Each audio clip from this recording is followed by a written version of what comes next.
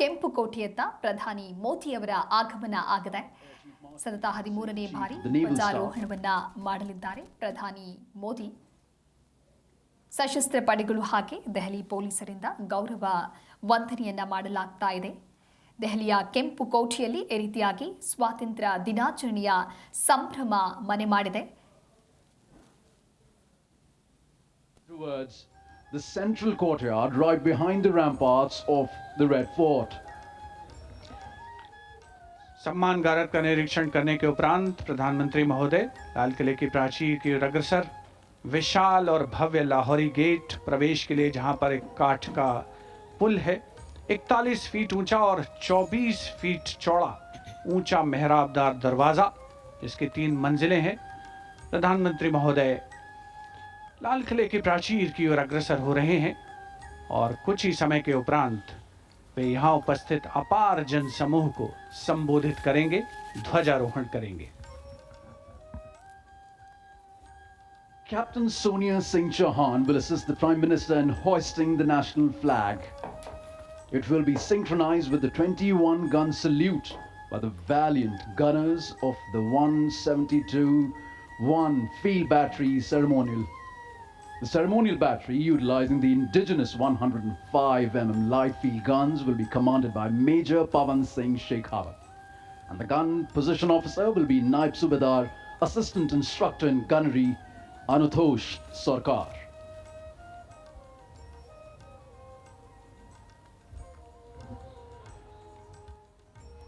माननीय प्रधानमंत्री महोदय का लाल किले की प्राचीर पर आगमन हो रहा है, जहां उनका स्वागत रक्षा मंत्री श्री राजनाथ सिंह, रक्षा राज्य मंत्री श्री संजय सेठ, रक्षा सचिव Shri Rajesh Kumar Singh, CDS general NS राजा सुब्रमणी, थल सेना अध्यक्ष जनरल धीरज सेठ, नौसेना अध्यक्ष एडमिरल कृष्णा स्वामीनाथन और वायुसेना अध्यक्ष air chief marshal Amarpreet Singh द्वारा किया गया। प्राचीर की ओर अग्रसर हैं माननीय प्रधानमंत्री महोदय। अन्य विशिष्ट अतिथिगण अपने अपने निर्धारित स्थान की ओर अग्रसर होते हुए उपस्थित जनसमूह उत्सुक प्रतीक्षा करते हुए प्रधानमंत्री महोदय के उद्बोधन की। The moment that everyone has been waiting for, and happily so. The moment the Prime Minister will reach the central dais of the ramparts, the prime representative of 1 billion plus souls, where he shall hoist the national flag. लाल किले के सामने का इलाका सर्वधर्म संभाव का परिचायक है, जहां पर श्री दिगंबर जैन लाल जी मंदिर है, साथ में उसके दाहिनी ओर प्राचीन गौरी शंकर मंदिर है और लाल किले के बाईं ओर भोजला पहाड़ी पर लाल पत्थर से बनी ऐतिहासिक जामा मस्जिद अपने विशिष्ट स्थापत्य कला के लिए मशहूर, भारत की गंगा जमुनी संस्कृति के परिचायक। यहीं पर शीशगंज गुरुद्वारा भी है और बैप्टिस्ट चर्च भी है, जो सही अर्थों में भारत की सर्वधर्म संभाव की भावना का संप्रेषण करता हुआ नजर आता है। And we now approach the high point of the celebration, the unfurling of the national flag and the address to the nation, recognizing that citizens are the true driving engine of our democracy. This address will spotlight our national progress while charting a future defined by inclusion, equity, and opportunity.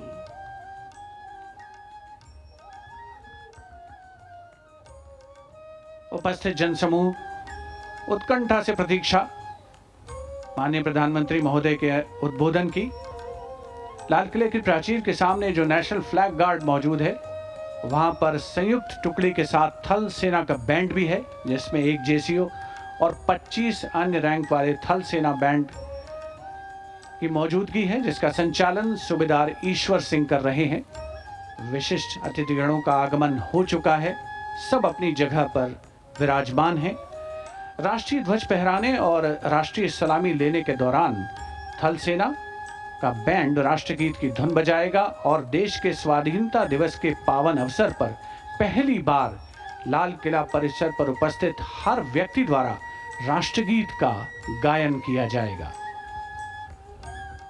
Let freedom reign. The sun never set on so glorious a human achievement. As the Honorable Prime Minister Shri Narendra Modi himself said, the price of independence was heavy, but the freedom it brings is absolutely priceless. And priceless are the moments that we see captured by Doordarshan cameras, looking at a magnificent view of the ramparts and the central days. Everyone in the audience enclosures waiting for the arrival of the Honorable Prime Minister at the central days, from where he will hoist the national flag and address the nation. Excitement all around, smiles galore. The hope in the eyes, the brightness on the faces truly shows that each and every person here truly believes in the story of India, in the growth story of India, in the sustainable story of India. हमारे 80वें स्वाधीनता दिवस समारोह की एक और ख़ास बात, इस बार जो एनक्लोजर्स हैं, जो दीर्घाएं हैं, दर्शक दीर्घाएं और विशिष्ट दीर्घाएं, उनके नाम भारत की प्रमुख झीलों के नाम पर रखे गए हैं। इनमें भटकल, भीमताल, चंद्रताल, पुलिकट, पुष्कर, रविंद्र सरोवर जैसी झीलें शामिल है। यहाँ पर उपस्थित जनसमूह आप देख सकते हैं कितने उल्लसित हैं, उत्साहित हैं इस समारोह का हिस्सा बन करके। गणतंत्र दिवस समारोह में 2026 का जो संस्करण था उसमें एनक्लोजर्स के नाम नदियों के नाम पर रखे गए थे, और इसी परंपरा को आगे बढ़ाते हुए इस वर्ष स्वाधीनता दिवस समारोह में जो एनक्लोजर्स हैं उनके नाम भारत की प्रमुख झीलों के नाम पर रखे गए हैं। Especially for India's 80th Independence Day celebrations, a Surya Path Tiranga, a global digital and physical relay initiative was launched under the Har Ghar Tiranga campaign, which is truly a campaign that has brought India together. It traces the Surya Path Tiranga, the hoisting of the Indian national flag from east to west across different time zones, following the path of the rising sun. Just like the rising India, the rising Bharat, that takes everyone together. It's not the one who forces anyone, but it shares a level of camaraderie, a sense of oneness. It truly believes in Vasudhaiva Kutumbakam, that the world is one family. A rising India, always better for a rising humanity. And now, the Prime Minister awaited at the central dais. Here he is, walking up the stairs, and he has reached the central dais for the flag hoisting.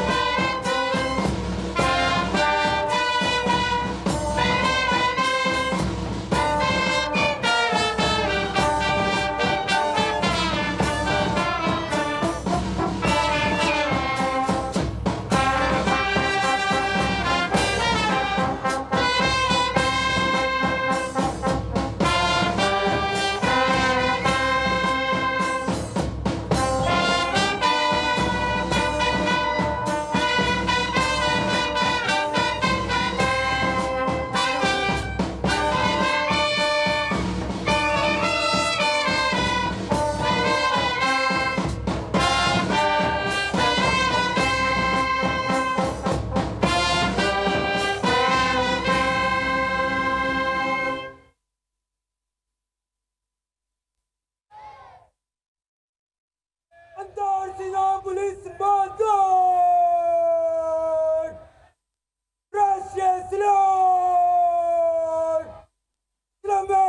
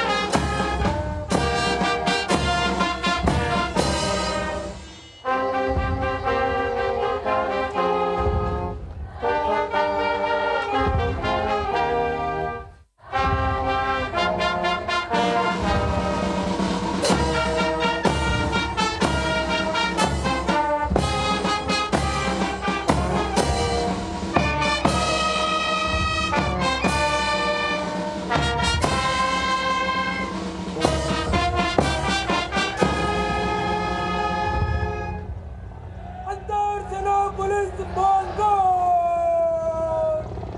Bajao! Just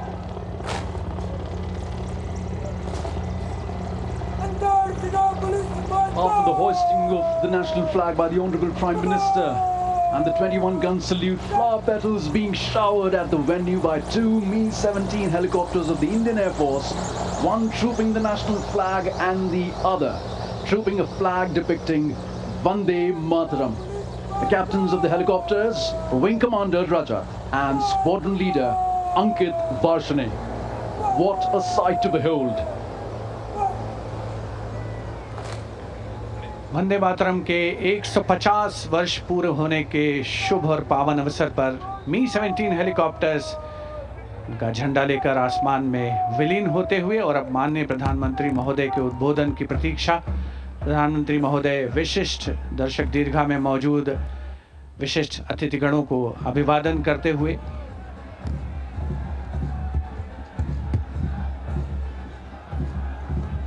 flower petals coming onto the ground like blessings from all our freedom fighters, from all our elders.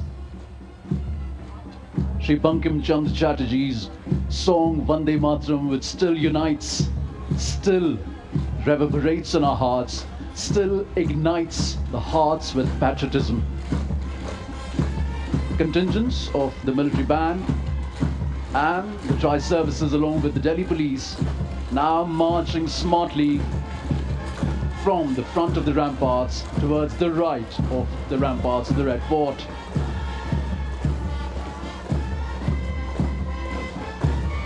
What a march, stoic and precise.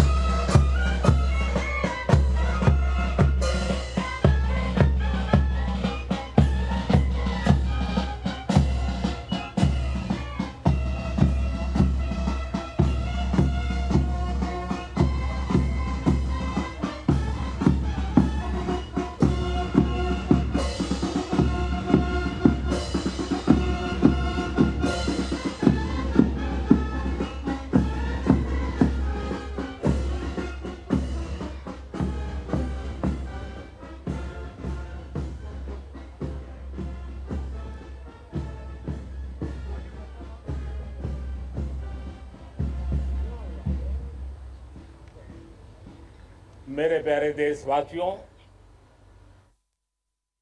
आज हम सब 80वां स्वतंत्रता दिवस मना रहे हैं। आज हर दिलों की धड़कन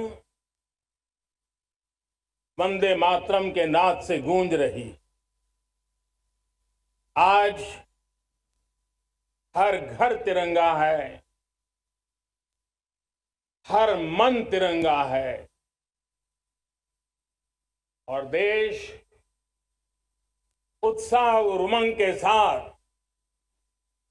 नए संकल्पों को लेकर के आज आगे बढ़ रहा है।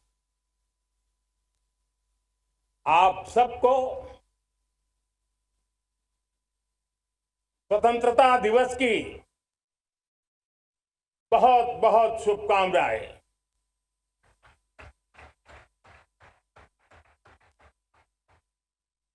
देश आज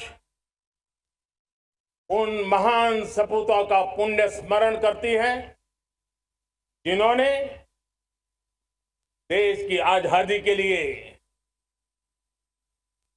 त्याग बलिदान की पराकाष्ठा की। अपने तप त्याग और बलिदान से आजादी के एकमात्र लक्ष्य को लेकर के अपनी पूरी जिंदगी खपा दी। पूज्य बापू समेत सभी स्वातंत्र सेनानियों को बलिदान की महान परंपरा जगाने वाले महान क्रांतिकारियों को आज मैं श्रद्धापूर्वक नमन करता हूं।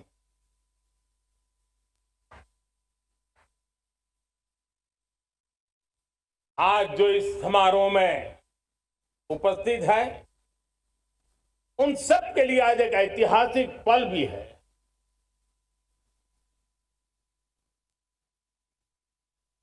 आजादी के बाद 15 अगस्त को लाल किले पर पहली बार वंदे मातरम गूंज रहा है।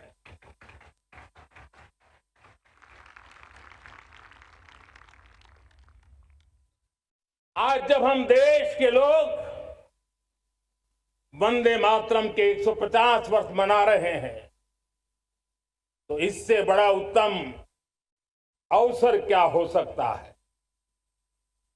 मेरे प्यारे देशवासियों, पिछले दिनों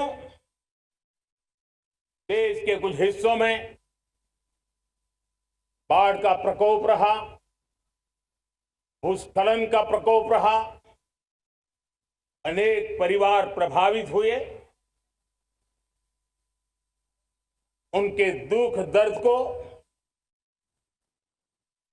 हम भली भांति अनुभव करते हैं। पीड़ित परिवारों को मैं विश्वास दिलाता हूं कि हम और पूरा देश उनके साथ खड़े हैं। मेरे प्यारे देशवासियों, कोई भी राष्ट्र तब महान बनता है, तब अपनी सिद्धियों को प्राप्त करता है, जब अपने सपनों, अपने संकल्पों और अपने सामर्थ्य के दम पर आगे बढ़ता है। मेरे देशवासियों, अब छोटे सपनों से चलने वाला नहीं, हमें बड़े सपने, क्योंकि बड़े सपने हमारी सोच को भी विस्तार देते हैं, हमारी सोच की क्षितिज को विस्तृत करते हैं। हमारे संकल्प दृढ़ होने चाहिए। जब संकल्प दृढ़ होता है तो कठिनाइयों से, आपदाओं के बीच से रास्ते निकालने का सामर्थ्य अपने आप उभर करके आता है। और मेरे प्यारे देशवासियों, हमारे संकल्प भी ऊंचे होने चाहिए, क्योंकि जब सपने ऊंचे होते हैं, संकल्प ऊंचे होते हैं, तो हमारे सामर्थ्य की ऊंचाई भी बढ़ती है, हमारे प्रयासों की ऊंचाई भी बढ़ती है, और तब जाकर के हम सपनों को साकार कर सकते हैं। मेरे प्यारे देशवासियों, आज भारत ने भी एक बहुत बड़ा सपना देखा, दृढ़ संकल्प के साथ देखा है। नई ऊंचाइयों को छूने के लिए देखा है, और वो सपना है जब आजादी के 100 साल होंगे, 2047 में हम विकसित भारत बना के रहेंगे। 140 करोड़ देशवासियों के पुरुषार्थ से इस लक्ष्य को हमें हासिल करना है। और जब दुनिया की सबसे बड़ी आबादी वाला देश विकसित होने का संकल्प लेता है, तो ये दुनिया की नजरों में भी हमारे साहस का परिचायक बन जाता है।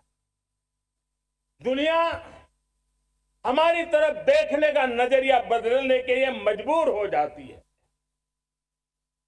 प्यारे देशवासियों, और मैं ऐसे ही नहीं कह रहा हूं, पिछले 12 वर्ष में देश के कोटि कोटि नागरिकों ने, दलित हो, पीड़ित हो, वंचित हो, आदिवासी हो, गांव में रहने वाला हो, शहर में रहने वाला हो, गरीब हो, मध्यम वर्ग का हो, युवा हो, बुजुर्ग हो, नारी हो, पुरुष हो, उत्तर हो, दक्षिण हो, पूर्व हो, पश्चिम हो, हर किसी ने पिछले 12 साल में एक संकल्प के साथ, समर्पण के साथ देश को नई ऊंचाइयों पर ले जाने में हर प्रकार से प्रयास किया है।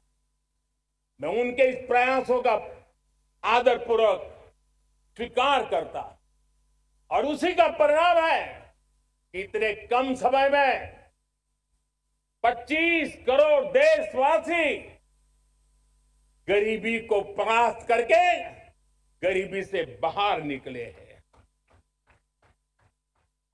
इन्हीं देशवासियों का प्रयास का परिणाम है कि हम कभी फ्रेजाइल 5 में गिरे जाते थे। 12 साल के भीतर भीतर हम एक मेजर इकोनॉमी में फास्टेस्ट ग्रोइंग इकोनॉमी बन गए हैं। साथियों, देश आजाद हुआ, बहुत सारे सपने लेकर के आजाद हुआ, लेकिन हम गति नहीं पकड़ पाए, रफ्तार नहीं पकड़ पाए। होती है, चलती है, अरे हो जाएगा, देखा जाएगा, उसी में खोए रहे। 2014 तक आते आते तो पूरे विश्व ने हमें फ्रेजाइल 5 के उस में डंप कर दिया था। ऐसे समय पिछले 12 साल में भारत ने एक नई रफ्तार पकड़ी, तेज गति से हम आगे बढ़ रहे हैं, और देशवासियों का संकल्प है कि अब 140 करोड़ देशवासियों के संकल्प को, सामर्थ्य को रोकना नामुमकिन है। प्यारे देशवासियों, पिछले 12 वर्षों में डिफेंस प्रोडक्शन करीब 4 गुना, खादी और ग्रामोद्योग का उत्पादन करीब 5 गुना हुआ, इलेक्ट्रॉनिक मैन्युफैक्चरिंग करीब 7 गुना बढ़ा, आधुनिक रेलवे कोच का निर्माण 21 गुना बढ़ा, मोबाइल फोन उत्पादन 33 गुना बढ़ा। इतना ही नहीं, आधुनिक युग को देकर के भी डिजिटल और इनोवेशन की दुनिया में भी हमने अपना परचम लहराया। इंटरनेट यूजर, इंटरनेट कंज्यूमर करीब करीब 4 गुना बढ़े, पेटेंट ग्रांट होने की संख्या 4 गुना बढ़ी, डिजिटल ट्रांजैक्शन 100 गुना बढ़े। सामान्य मानवीय की सुविधाओं की तरफ भी हमने उतना ही गंभीरता से काम किया। हर साल औसतन 15 गुना ज्यादा तेजी से हमने नल से जल कनेक्शन दिए। हर साल औसतन 6 गुनी ज्यादा रफ्तार से लोगों को गैस कनेक्शन दिए। हर साल 4 गुनी रफ्तार से गरीबों के लिए टॉयलेट बनाने का काम किया। हर साल 3 गुना ज्यादा तेजी से गरीबों को घर देने का काम किया। देश ने गवर्नेंस में भी बहुत बदलाव लाया। हजारों की संख्या में कंप्लायंसेस खत्म किए। सैकड़ों की तादाद में पुराने कानून खत्म किए। पिछली शताब्दी के कानूनों से 21वीं शताब्दी की मार्च नहीं हो सकती। हमने आधुनिक इंफ्रास्ट्रक्चर के लिए मेट्रो का विस्तार किया। हमने पब्लिक ट्रांसपोर्ट को ताकत दी। जिस स्पीड से काम, जिस स्केल पर काम किया, ये सब, ये रफ्तार, ये विस्तार, ये अचीवमेंट आजादी के बाद पहली बार पिछले 1 दशक ने देखा है। और जब इतनी सारी सिद्धियां हमारे सामने हो, इतनी तेज गति दिखाई देती हो, देशवासियों का सामर्थ्य पल पल प्रकट होता है, तब तो 2047 में विकसित भारत बनने का संकल्प कभी भी अधूरा नहीं रह सकता है। ये सारे आंकड़े इस बात की गवाही देते हैं कि हम आगे बढ़ने वाले हैं, मेरे प्यारे देशवासियों। लेकिन उसके लिए आत्मविश्वास की जरूरत होती है, आत्मगौरव की जरूरत होती है, और साथ साथ आत्मनिर्भर भारत होना भी बहुत जरूरी होता है। और इसलिए बीते वर्षों में हमारा कन्विक्शन रहा है कि भारत को हमें अब दूसरे देशों पर निर्भर रह करके नहीं जीना है। हमें आत्मनिर्भर बनना चाहिए। दुनिया में बहुत कुछ मिलता है, सस्ता मिलता है, जल्दी मिल सकता है, लेकिन उससे हमारा सामर्थ्य तैयार नहीं होता, न हमारे सामर्थ्य की कसौटी होती है। और इसलिए हमें भी अपनी क्षमताओं को बढ़ाना है। अपने हितों की सुरक्षा हमें खुद को करनी है।